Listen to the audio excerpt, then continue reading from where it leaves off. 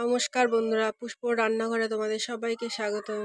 আজকে চলে এসেছি নতুন আর একটা ভিডিও নিয়ে। একদম সিম্পল রান্না, গরমে ভালোই লাগে।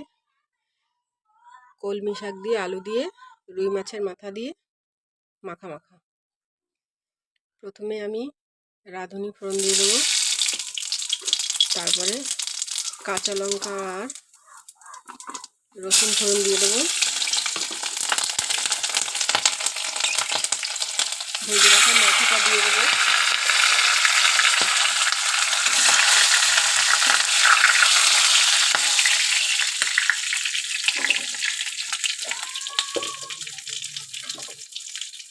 এরপর আমি কলমি শাকটা দিয়ে দেবো।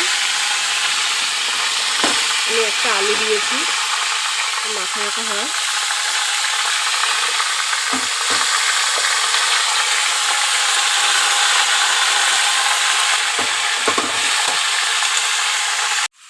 এখন আমি হলুদ দিয়ে দেবো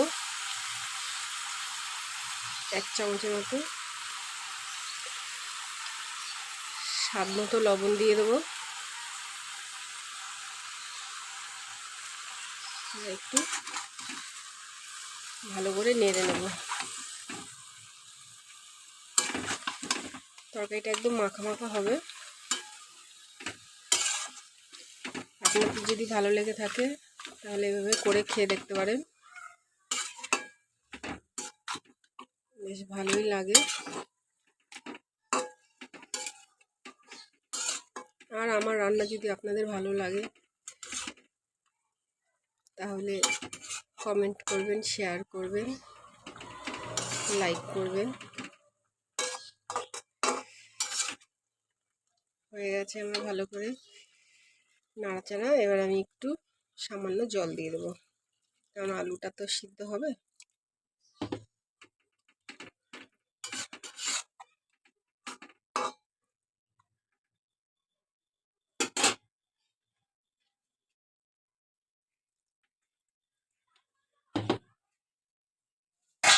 এখন আমি ঢাকা দিয়ে দেবো। শাক আমার প্রায় হয়ে এসছে। আমি একটু ভালো করে মাছের মাথাটা ভেঙে দেবো।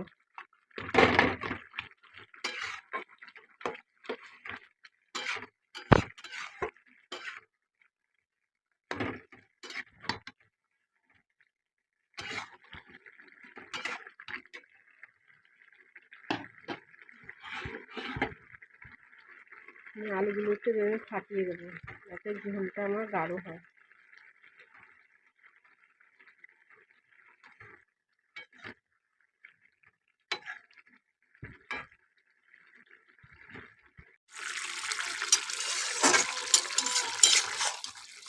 হয়ে গেছে আমার কলমি শাকের আলু দিয়ে মাছের মাথা দিয়ে তরকারি।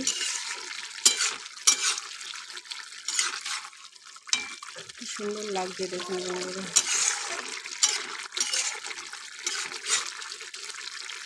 আমার তো বেশ ভালোই লাগে।